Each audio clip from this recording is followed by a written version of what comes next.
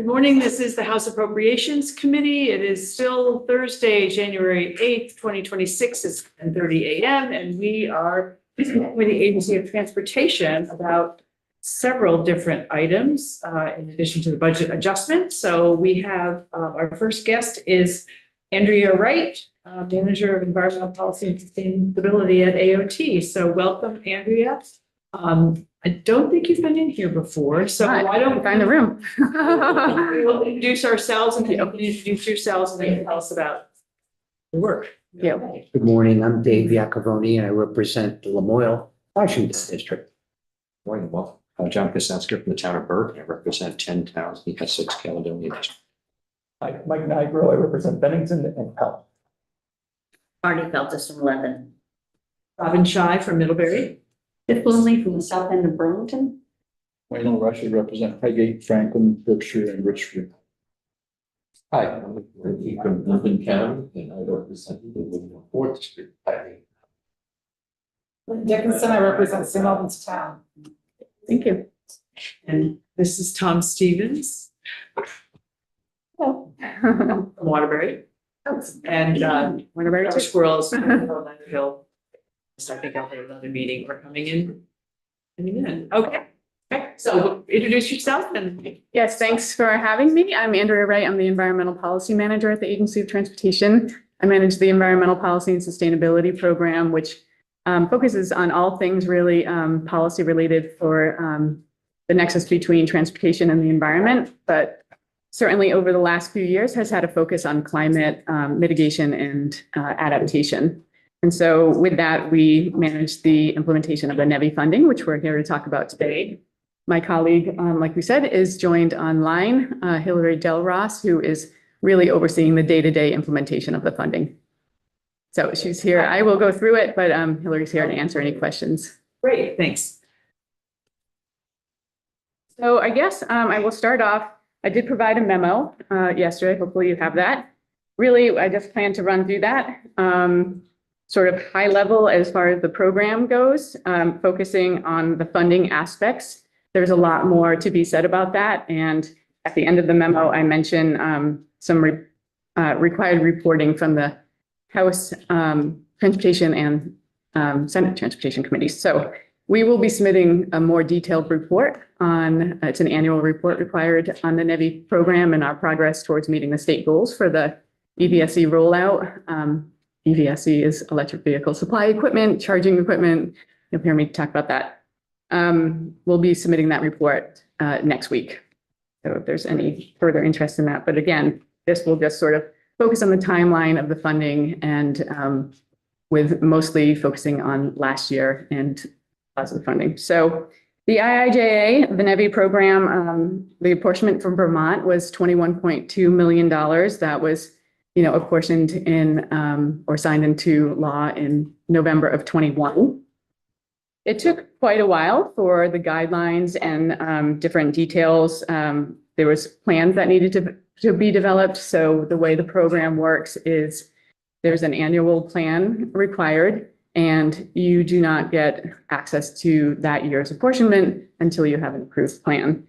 Some of that guidance was lingering. It took time to develop those plans. There's an alternative contracting method with this because it's not just building a project, it's maintaining those assets for at least 5 years through the guidance. And so we had to come up with alternative contracting methods that we call design, build, own, operate, and maintain. So that's just a different contracting method than what we have used in the past. So that took some time, took other states time as well to get this going. The first compliant station was put into place and considered operational around, I think it was late fall, early winter in 23. And then in the spring of 24, Vermont opened its first station in Bradford. It was the 6th in the nation. So we were pretty close to the beginning of all of this. So that was spring of 2024. During that time, we sort of used that as a pilot with that alternative contracting that we developed. We kind of used that as a pilot. And then shortly after that rolled out an RFP. By December of 2024, we had made awards on a number of contracts in total of about 7.3 million. And then in January of 2025, we had the executive order that paused the funding. They did that through, they didn't do it through the appropriation or anything. They just said, this program's been taking a long time to get going. We want to look at it. We want to revise the guidelines. We are rescinding approval of the plans and hence access of the funding while they develop new guidelines. So that was what we heard So it in, wasn't even a pause and you get the money, it was taken back. it was paused. Yeah. We just did not have access to it. At that time, we had been apportioned 16.7 of that 21.2 million. And that put a pause because we had only obligated the funding associated with our first station and some administration. That put a pause to 15.8 million of that. So we were sort of like we were on pause. We had to stop some of our contracts. We paused our contracts. We didn't cancel any of them. And we awaited the new guidance. And of course, there was the lawsuit that Vermont joined. That was in May of 2025 to try to regain access to that funding.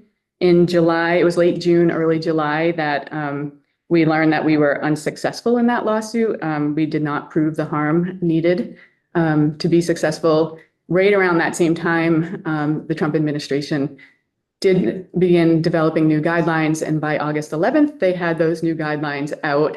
They had a 2-week period to provide comment on it and then required that plans be submitted by September 10th. So really quite a quick timeline. Those are updated plans. Annual updates of plans are required. And so we got right on it. We got our plan to our Federal Highway Division office by August 25th. They had it approved by August 26th, and we had access to the funding by August 29th. So that 15.8 million was available to us. Shortly after that, the federal government released the federal fiscal year 26 apportionment, so another 4.5 million. We obligated those funds very quickly as well. And so we have all of our $21.2 million obligated. We feel like that is safe until something else might come up. But for now, we feel confident that we have access to that funding. We have about $8 million that is expected to be expended through our first solicitation and with the operational station that we already have, as well as some of our administration costs on that. So that leaves about 13 million that we will go out for another 19 locations in the spring, likely spring, with a second solicitation for those remaining 19 sites and up to the remaining $13 million that we have. You have a question from Mike? I do. I see the list of towns. Yes. You've got there, and glad to see Brattleboro on there. Yes.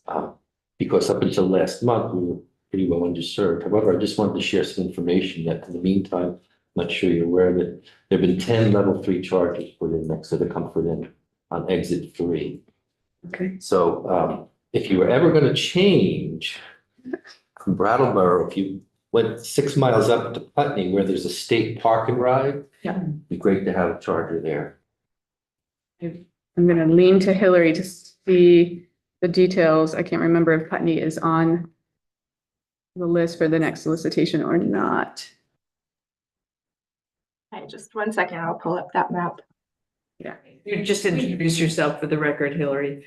Thanks, I'm Hillary Delros. I'm the Sustainability and Innovations Project Manager for AOT, working with Andrea in the Environmental Policy and Sustainability Unit. Great, thanks. Yeah, I will say through the second solicitation, there'll be some flexibility. We have what is called fully built out status, which was required under the program. And so that gives us a little flexibility from the original requirements that had to do with how far from an interchange they needed to be and how far spaced they needed to be, Yeah. or close spaced, I should say. This is right next to the interstate as well. Yep. Exit 4. Yep. And then, so we will go out with an RFP. Vendors will provide. We are also in the meantime, before we even go out with the RFP, we are looking, one of the challenges is finding site hosts that want to have these stations. There are requirements around accessibility and access to It has to be safe, so there has to be lighting, there has to be access to amenities. Right, great place. Magic pitch there.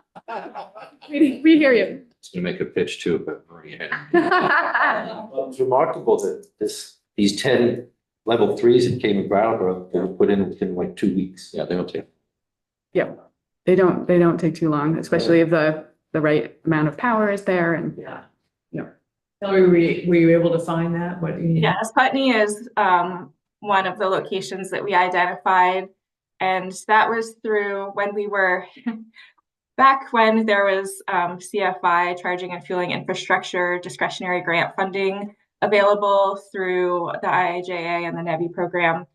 We had identified additional locations to fill gaps along the state and interstate highway corridors, and Putney was identified in that exercise. So that's really where we pulled the next group of priority locations that we'll be including in the next RFP. So that would help to fill gaps every 25 miles along our corridors. So with all of the money, the 2 rounds, the 21 and then the 13, how many charging stations? So it's to have. It's 21 total. So I just want to be. Oh, okay. Yeah. We will have up to 28 locations is what we have in our plan. 28 locations, but how many charging stations is it? That will fluctuate a little bit. Okay. The requirements in the guidelines is for level 3, 150 able to charge at the same time. But with that fully built out status that I mentioned, there is some flexibility where we could have different levels of level 3. We could have some level 2s. So it's going to be, it'll be determined through our second solicitation what we get. And how long do you expect it to take before all of these are fully built out? We expect that the 9 that we have under the first solicitation will be built out. There's already 1 built out, so the additional ones will be built out by the end of 26. Some sooner, some are very close to operation right now. 1 in Randolph is really close. Brattleboro is not too far behind. So that will be by the end of 26. And we would hope that the others are under contract somewhere around the end of 26 and then built the following year. Okay, great. Thanks. Tom? A couple of questions. So when our family purchased an electric car this year and we got a charger at home, but before we had that charger at home or when we travel, we noticed that there's no one particular owner or one particular company that's in charge of the chargers. And so, which is I'm old enough to remember when, pay telephones had somebody who checked on them all the time to make sure they were working. Yeah. And that doesn't happen with chargers. Is there any kind of state requirement when you put a bid out and you want chargers on your properties to make sure that these things are maintained? Because without having gas stations that people are used to stopping in, poorly lit or broken chargers, are a problem. And they're a problem for expanding the use of electric vehicles of any kind. So I'm just curious to know if there are any standards being put in place for the operators of these chargers. Yeah, one of the main goals and the reason for rolling out the NEVI program was to create consistency for people traveling from state to state, and also reliability. And so that design, build, operate, and maintain, that 5 years of maintaining that they're required to and that we will contribute to through this funding is to have an uptime requirement. I think it's 98%. Is that right, Hillary? The federal requirement is a 97% uptime, and all of the NEVI funded chargers have to do annual and quarterly reports that we submit up through a federal tool that was developed for the program called EV Chart, and that tracks the uptime. It also tracks any issues that arise and calculates the downtime. So we're able to go back and keep track of that each month or each quarter for a period of 5 years. So second question, so the 5 years, is that the extended, is that the intended lifespan of a charger before technology changes, and will they be replaced? Is there a plan for planned obsolescence for these machines and how they will be replaced, or will this require again another substantial funding from the federal government to replace and repair? Well, I think the whole goal is, so to answer your question, the program ends at 5 years. We don't have another funding. The whole idea is to get charging out, to create that reliability, that confidence, so that people will buy EVs and feel like they can still have a similar experience to going to the gas station and filling up, so that they don't have to change their lifestyle very much to get an EV. Like you said, you can charge at home. A lot of your trips are going to be covered by that. But there isn't funding beyond those 5 years, and the market should take over because there'll be more EVs, more people will be confident, more people will buy EVs.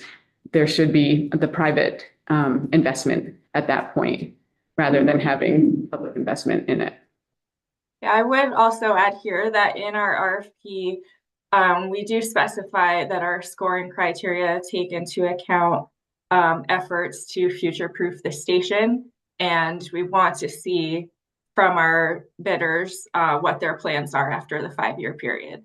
So for some, it's being able to swap out if a certain connector type becomes obsolete within that time or afterwards, that they would be able to easily swap it out with an updated connector type. Or in instances where there's a location that might be poised for additional charging ports beyond the 4-port minimum, that they can either, while they've got the ground open up, where they can make ready work to support either higher power chargers in the future, if they do get swapped out, or to increase the number of ports to build redundancy, or to establish a foundation for higher power charging for, say, fleet or medium and heavy duty charging. I'm just curious because it's a changing technology, it's an evolving technology both on the cars. I mean, the used car that I purchased, I was able to get a tax benefit for, but because it's old, it doesn't use, I can't hook up to Tesla chargers or superchargers. So a 20-minute charge isn't really possible for me. Maybe a 50-minute charge is possible for me, which is fine if I'm on the road on a level 3, but things get old really fast. In winters in Vermont. Like the charging cord didn't come out of my car. Yeah. The other day. It was Did you fix it?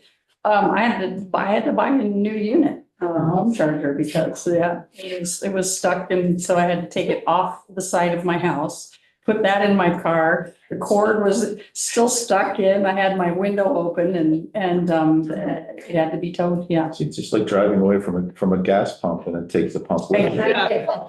Exactly. At least it was smaller. Yeah. Then did you have a question? Yeah, so to build on what Tom is asking, this is basically just to jumpstart this process. I mean, something like Tesla has always been vertically integrated and they have their own stuff, and they claim, from what I understand in reading, that they will allow other automobiles to be able to use their chargers. They But do this is now. really Only their new chargers. only new But chargers. you can buy an adapter for $150 to go. But it only works on their new chargers. Yeah. Hillary, do you want to But the speak to point is that? that this is just a jumpstart. This is not an ongoing, government is not going to be selling electricity for people in the future based on what Right. you're telling us. Right. So, any other questions about this one? Well, it's exciting that we're going to get going again. I know. It'd take a bit of a while. Our story It did, but- ending. We like those. I know, it was months there. So thank you both for coming. I know you have to be somewhere else after this, so we appreciate you coming in. Thank you. And then we'll have, I think we have Candace and Jana here. Yes, okay. Thank you. You come in. Thanks very much, Hillary. Take care. They're talking about the decision. They won't be free for. No. Oh, they're talking, the next group. Yes. Sorry. You changed the subject and I was still on EVs. I was worried that they were leaving without talking about. Well, we've got budget adjustment, T fund, decision update. You know, it's a good check-in. Sure. Sure. Hi, everyone. Candace Almquist. I'm the Chief Financial Officer for the Agency of Transportation. Thank you for having me in to the committee. So I am prepared to talk about our budget adjustment request, which is very minor. I also was asked to go through the September rescission plan with this committee, but I don't have an update. So depending on what you meant by update, Chair, I might call Jana next week. Okay, thank you. Do you have a preference for budget adjustment or rescission? Well, the budget adjustment, we have the spreadsheet that Adam gave us, so you can just remind us what it's a 900 number. Where is it one time? Tell us where It is in the fund transfers section. We have two lines in D 101. Yeah. Oh, on the back page. Yes. D 101, A1J and A. Right, the top, second and third one from the top. Yes. Okay. Yes. So this is to backfill the pilot special fund. We had an appropriation for fiscal year 2026 of $1.1 million of pilot special funds for our town highways non-federal emergency disaster appropriation. And the $1.1 million was not enough to sustain all of our grant agreements that we made with towns in prior years. We knew of 2 grant agreements for the town of Pomfret and, oh gosh, I am going to pull up the other town quickly. My apologies. It is one of them. Yes. For the town of Pomfret and the town of Norwich, my apologies, that ran over our spending authority of 1.15 million. So we approached finance and management and requested additional spending authority out of the pilot special fund to the tune of $360,050. And they granted us an excess receipt request with the stipulation that we backfill the pilot fund with other funds. And we've chosen to backfill the pilot special fund, a portion with general fund and a portion with T fund. The general fund portion is from the conclusion of one-time DEFT IDs from the Mileage Smart program that ended in September. The T fund is coming from the maintenance DEFT ID, but it's based on known reimbursements that we expect from FHWA for the July 2024 flood administrative costs. And those reimbursements are expected in May. So we have 2 lines here. Which are the ones are you reimbursing the entire amount? And Yes. why it's Yes, if you add those 2 lines, it equals $360,050. I know they're very particular, down to the cents, but That's all right. I want it to be, So you have to back up that whole amount. say it again. You're backfilling the entire amount. This is sort of giving you money in advance of something else. We already have the pilot fund special spending authority, and this is moving our general fund and transportation funds to the pilot fund. And the reason we executed the ERR in advance of the session is because we expect invoices from the town imminently. They are done with both of these projects. Okay. Any questions on this, John? This one's yours.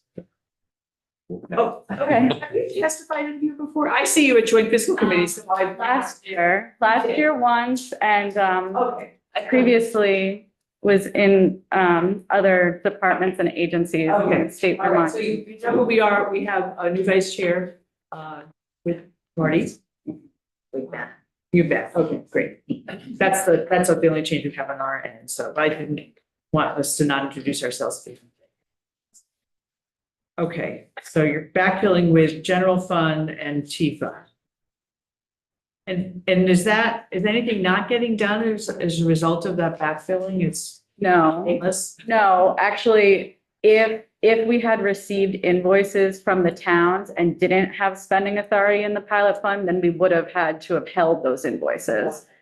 So this allows us to pay the towns as fast as we receive the invoices. Any questions on the budget adjustment part? You're good? Okay, Okay. great.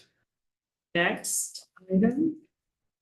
So, like I said, I know that this committee, members of this committee were a part of JTAC and the Joint Fiscal Committee when we went in on September 18th. But since not all of you have seen the rescission plan, basically I was prepared to walk through the rescission plan. Great. This is the first time for many of us that we've had to live through a rescission or watch, some of the administration. It's been a long time. I think the last time might have been 2009. In the Great Recession. There was a lot of it. It affected all of state government. There was a general fund rescission maybe in 2017, 2018. I was here then. I don't recall, but it's very possible that I was completely unaware of it too at the time. It was my first time.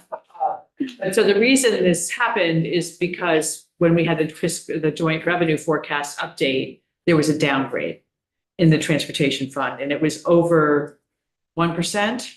Yes. And so as a result, that in statute triggers a rescission for that particular agency. So that's where we are. Thank you. Do you want to ask a question before she starts? Yeah, well, it's just up front, before we get to, do these rescissions result in any loss of federal revenue? Capital of any. Well, why don't we have her go through it, then we'll hold that question until. The answer is no, Representative. Okay, there you go. You have it. So there is the memo, which on the second page has the plan, which is a spreadsheet. And then there's also the addendum, which is a narrative that describes the spreadsheet. So those are the two documents that I've Right, and cited. they're on our website, on our committee page, if people want that. And so, okay, so where do you want to start with the spreadsheet? I'm going to be walking through the spreadsheet Yeah. and identifying line items. And then if there are any questions on those line items, I might flip to my notes or the written addendum. Great. So there was a $7.5 million downgrade, as the chair said, for the July forecast. That triggered the statutory requirement of us presenting to the Joint Fiscal Committee a rescission plan. That it was first presented to the Joint Transportation Oversight Committee on September 17th and then accepted by Joint Fiscal on September 18th. So walking through the plan here, starting on line 2, program development or highways, $270,000. That was an amount that I added on top of what project managers had requested to be carried forward for highway projects for this past spring and fall, summer and fall. So that would have been available in the case of project overruns. The elimination of the 270,000 basically meant that project managers were more constrained this fall to stay onto the estimates they had given me in July. That been working okay so far? Yes. But good question. Thank you. Line 3, this is a Springfield garage project. We do have a lot of details on the project in the addendum. But the most important piece of information here is that this is a delay to the project. We learned from the city of Springfield this summer about an extension to a water line to this project site, which we would have wanted to have concluded prior to the beginning of construction. So even in the absence of this rescission plan, the Agency of Transportation would have likely delayed this project to a future year. Not too painful. I mean, Yeah. not for me to say, but it made the list. Okay, so line 4, this is a delay to the Rutland Snow Removal Equipment Building. That is at the Rutland Airport. We had planned some upgrades to this building for employee convenience, and this would eliminate those planned upgrades. It was the construction of a new bathroom site and running water to the building.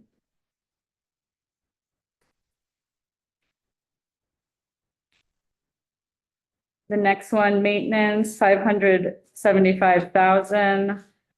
This is a reduction of demand-driven equipment, servicing and purchasing at Central Garage, which basically equates to the purchase of 4 fewer dump or snowplow trucks by Central Garage on behalf of the maintenance division this year.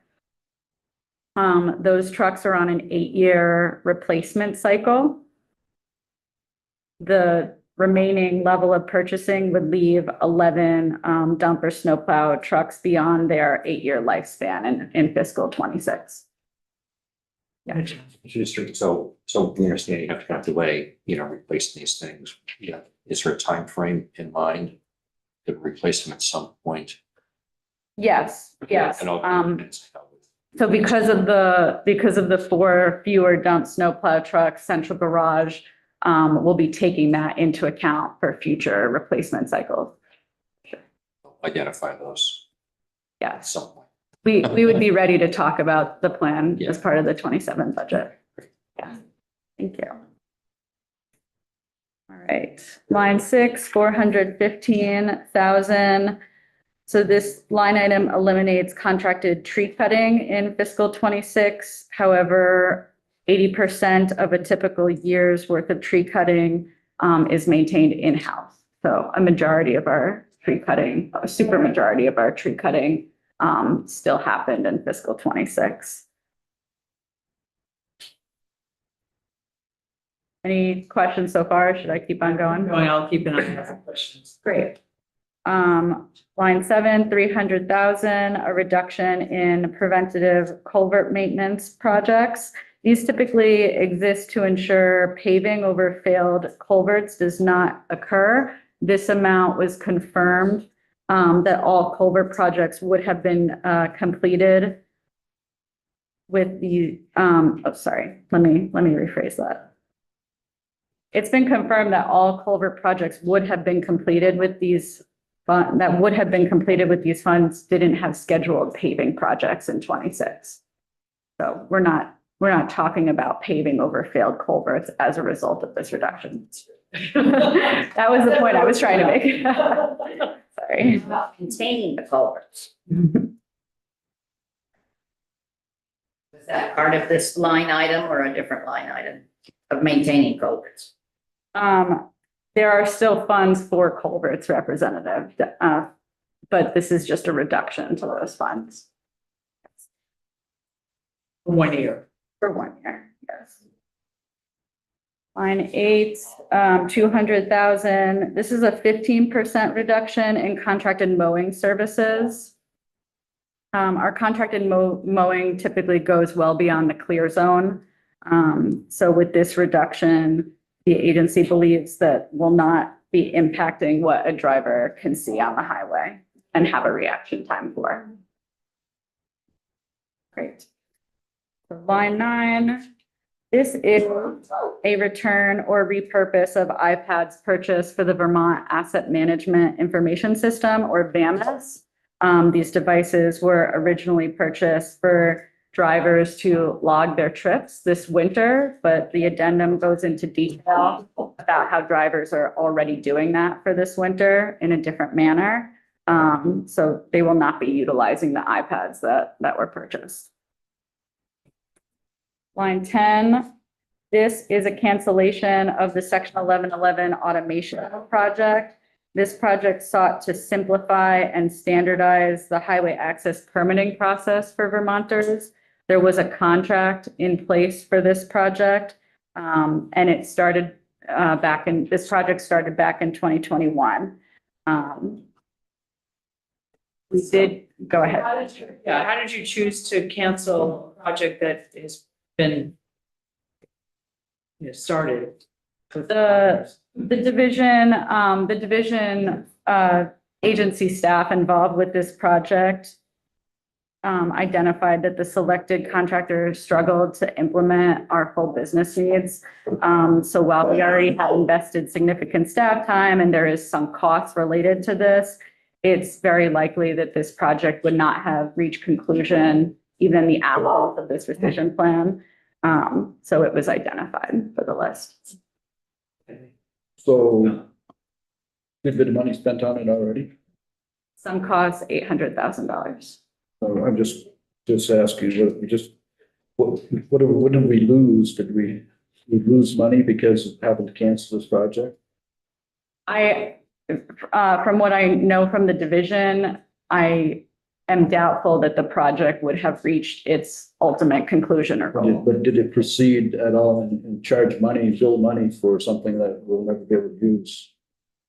Yes, some costs of $800,000. Well, and the thing is that, it's hard to not keep going when you have sunk costs, and sometimes the better Sometimes. choice is to just cancel it. So it sounds like, in this case, that may be the better choice. Is there another alternative that we were thinking too? Is there some other way to get to what you need without doing this way? Is it simpler to get to? In the decision to put that contract on this list, the division relayed that they are comfortable with the current process as is. The automation project would have brought technology and efficiency. So right now, the current process, what's being sacrificed is a slightly slower response time to Vermonters than what the ultimate goal was.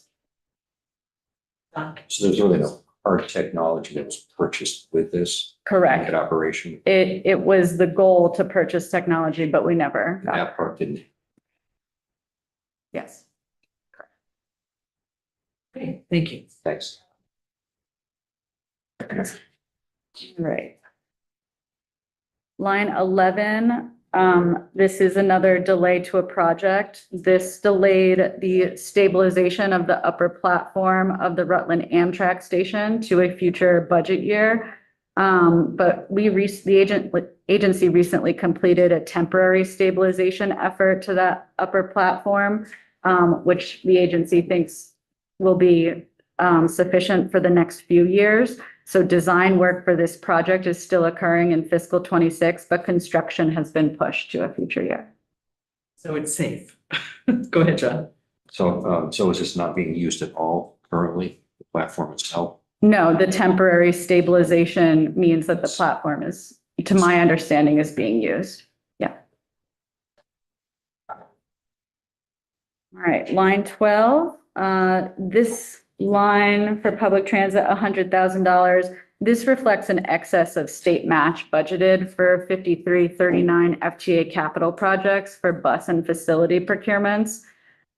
Throughout the year, we receive new project delivery schedules, and based on the most recent project delivery schedule, we're projecting $100,000 less of state match needs. So this does not reflect any change to existing grant agreements with bus providers or any changes to service routes.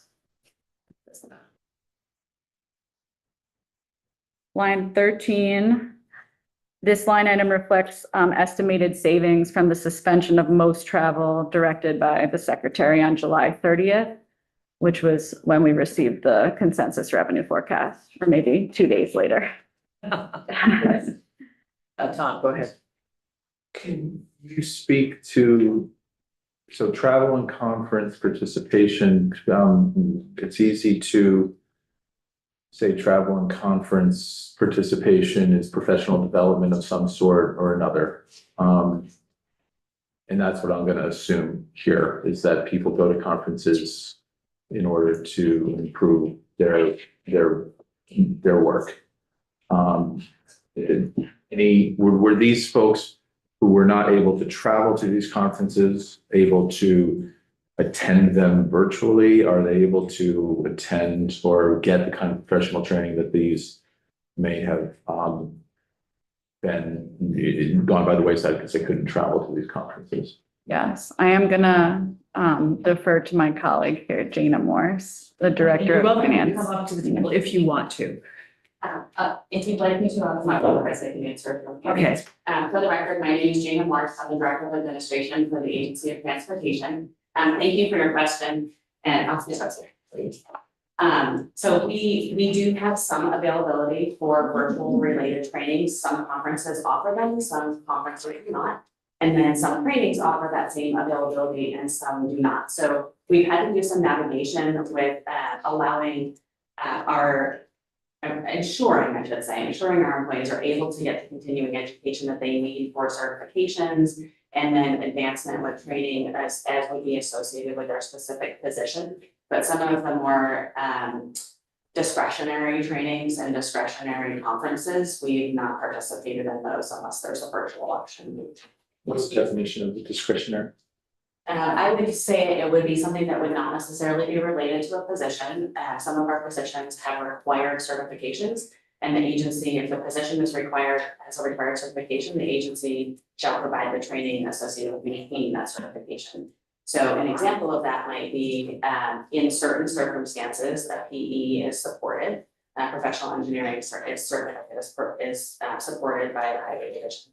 And I'll use an example from my division. I have some folks that serve as special project managers. A PMP or project management professional certification is not a requirement of their position. It would be something that we would support if it were part of their individual development plan.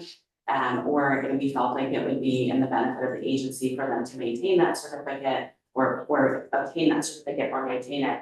That would be a discretionary item because it's not tied directly to a requirement for the position, even though it does provide substantial benefit to the organization. So you still have some kind of a priority list of essential trainings that need to happen here. Yes, we're ensuring that Folks some coming in folks, or folks that have been there for we some are time. able to bring some training into the organization as well in a different manner. So our technical training center has worked closely with each of the division directors to understand the impacts of not doing any travel related training or education and how we could supplement that by bringing trainings in-house or how we could do things a little bit differently. Okay, so even with the reduction that we're seeing here, there's training happening. Yes, there is lots of training. Lots of training, sure. Yes, yes, Thank you. you're welcome. And I just have a second question. I think I'm all set, perhaps not, but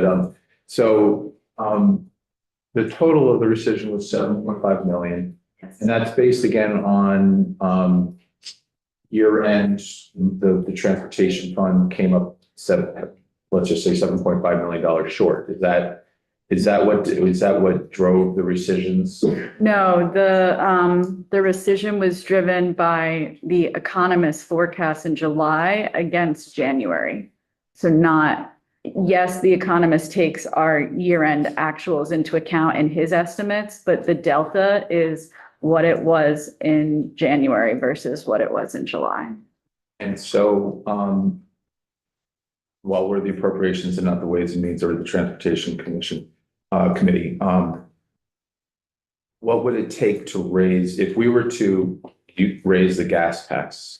I know it's third rail politics, but if we were to raise the gas tax, what would it take in order to raise the amount of money? I mean, I know that we have a fundamental issue with the increase in electric vehicles and, we're paying. People get. We just took testimony on wanting to increase the number of electric vehicles for, climate-based reasons, but we've all known for many years that the revenues have dropped, that have put a fundamental difficulty in place in squaring T-fund revenues.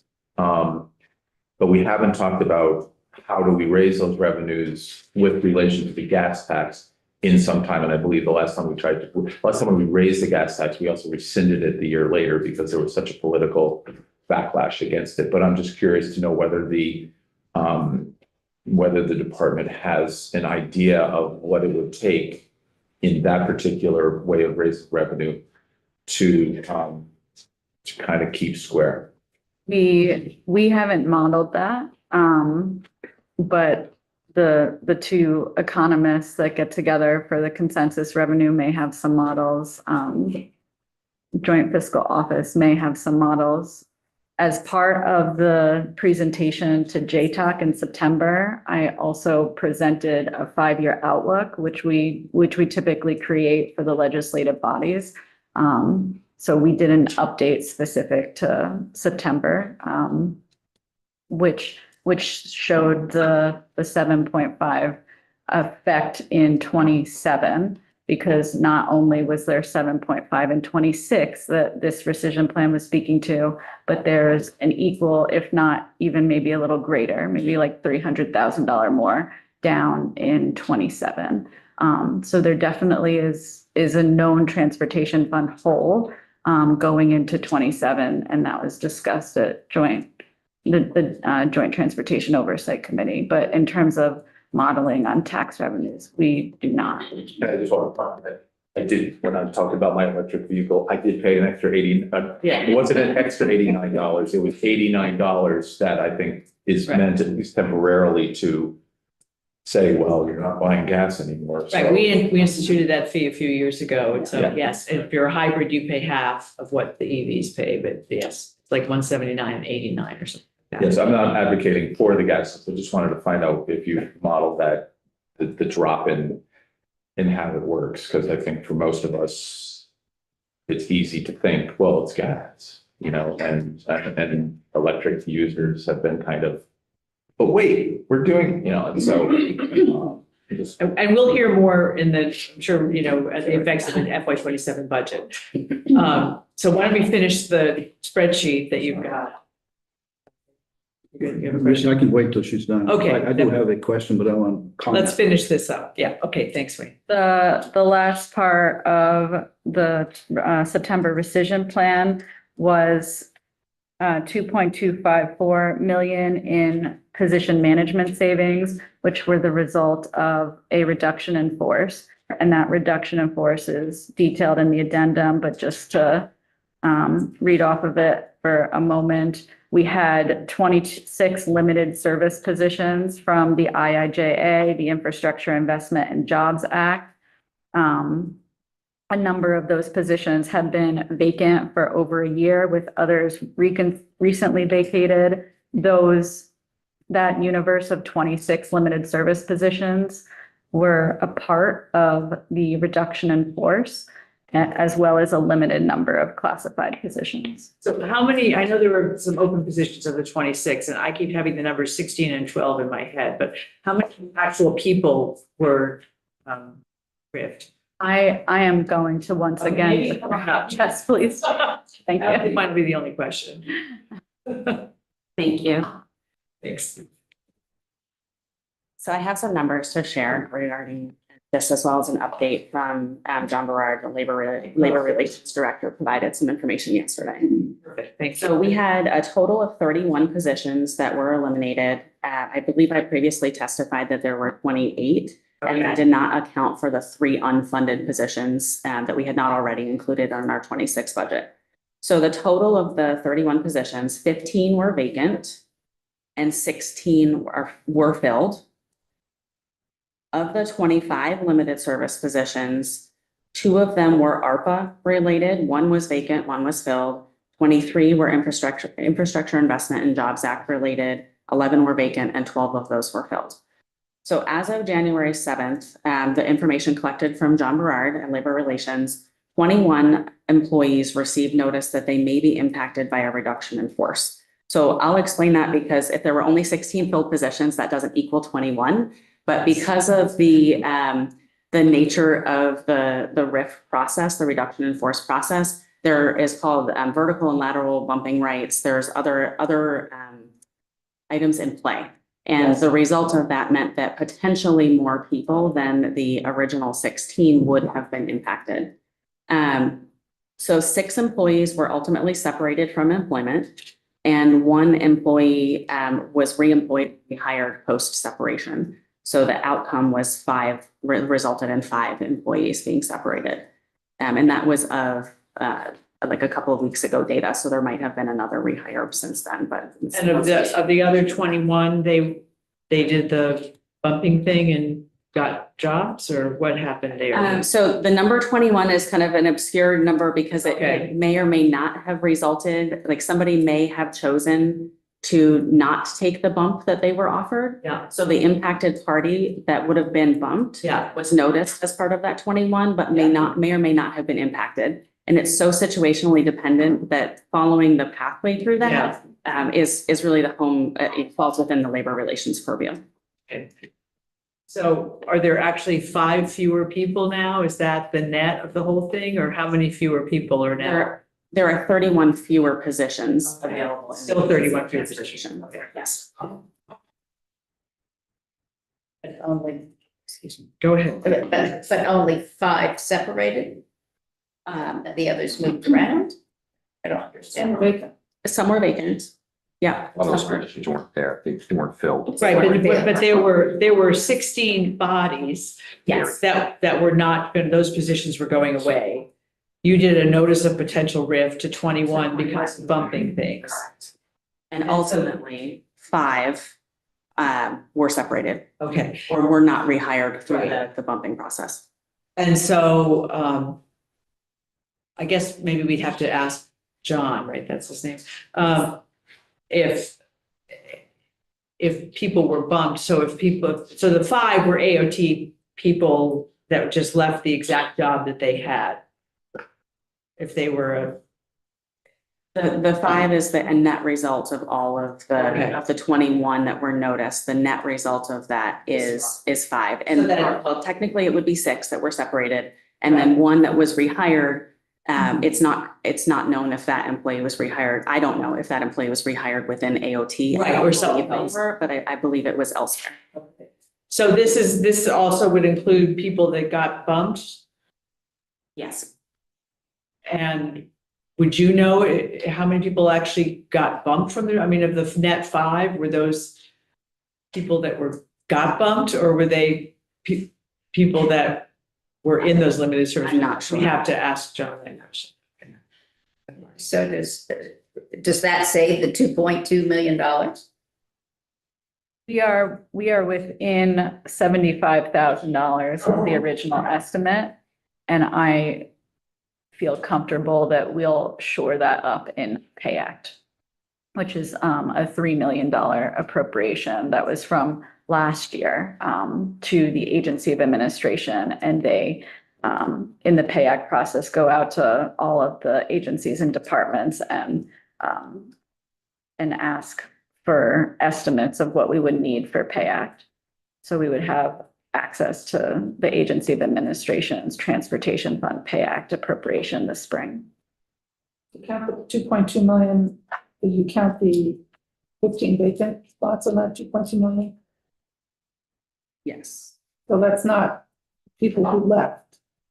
That's the total, The 31. The total amount of the 2.2 million includes all of the positions. Yes, the vacant Can and you the filled. quickly go through, you said there were 25 that were, we went through this with the ARPA. There were 25 limited service, and that was broken down as 23 Infrastructure Investment and Jobs Act, or IIJA, and 2 ARPA.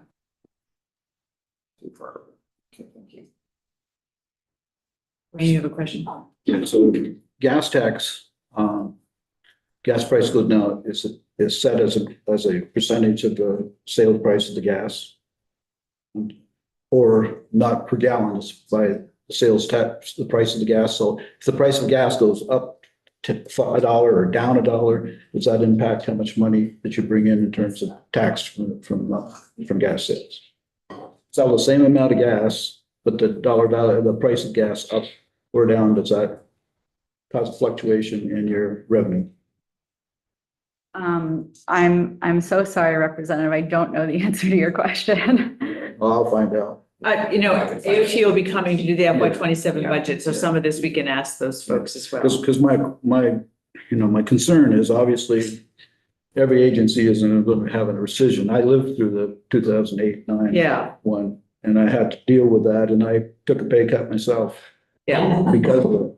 But that was a statewide thing. Right, it affected was. all the agencies. So we got one agency here, the problem. So I don't think we're looking at an economic problem. I think we're looking at a funding. It's a structural problem that we have. We've had that for a long time, and that's why the JTOG transfer, the 20 million we gave back to the Agency of Transportation last year. We should. We don't have that again this I year. think someone should be really looking at the The whole picture of, yes, the whole funding structure, because it's an ongoing problem. So I think people are looking at that. Everybody is well aware of what's going on. And you can talk to Chair Walker in Transportation and find out what they're thinking. Go ahead, Lynn. My understanding, my first year here, my understanding is that the gas tax is on the number of gallons sold, regardless of the price. And the transportation bond, TIB or something, the bonding that we passed that year is based on this price of a gallon. Does anybody, is that correct? Sorry, so the first half of that is my understanding as well, but I'm not 100% sure on the second portion of the tip, but I'm seeing some shaking. Chris, would you like to weigh in, please? Joint fiscal. All of you are right, but there's a little bit of nuance I was trying to add. So no, you rate the gas tax is structured on a per gallon basis. So the number one thing that drives how much comes in is how many gallons are being taxed to be that are coming into Vermont to be sold in Vermont. There is also a price component in it though, on the TIB piece, as well as a piece that goes into the transportation fund. So the way these work are every quarter, the MV looks at what the average retail price is statewide in the prior quarter. They then back out all the taxes in that quarter to reach a tax adjusted price. They'll then apply like a 2% or a 4% assessment to that calculation, reach a cent per gallon equivalent, and then apply that in the next quarter. The price sensitivity for the TIB piece, the 2% kicks in when gas prices at the pump are above $2.48 a gallon, and it has a minimum of 3.96 cents. The 4% assessment that goes to the T fund has less sensitivity because it has a minimum rate of, I think, what, 13.4 cents per gallon. So the sensitivity doesn't kick in on that until the average retail price is above $3.87 at the pump. In this entire time we've had this system, I think we've only gone above $3.87 and triggered the price sensitivity for like 1 or 2 quarters, and it was right after the Russian invasion of Ukraine. All right. Aren't you glad you asked the question? Thank you, Chris. We your stuff. Somebody else figured it out. Okay, where are we? I just learned I'm gonna defer to joint fiscal on. Thank you, Chris. Okay, so I think we've gone through the rescission. People are sort of clear on what had to happen there and why it happened. And we're gonna get a new revenue forecast update next Friday. We're all gonna be on tenterhooks waiting to see what happens there. In the meantime, yeah, you've done your budget, except who knows if there's gonna be changes or not. We all know that. We are always prepared for, budget adjustments as a result of January. Was there anything else you guys wanted to talk about with us while we're here? Or are we gonna wait till the 27 budget to talk about all the other stuff? They're the only 2 items. Okay. Okay. Great. I'm not seeing other questions from everybody else. We really appreciate your time. Thank you so much for coming in. Yeah. And we'll see you again in a few weeks, probably. Yeah. Okay, thanks very much. All right, committee, I'm gonna look at the agenda. That's it for this morning, and then we're gonna start again at 1:15, and we're gonna hear from Chris Roop from Joint Fiscal Office again, but this time about pensions and OPEB updates. That's definitely going to be affecting the budget. So we'll have some questions there. And then Emily's going to come in and talk about the contingent appropriations that we made last year and sort of what we actually spent and where they are and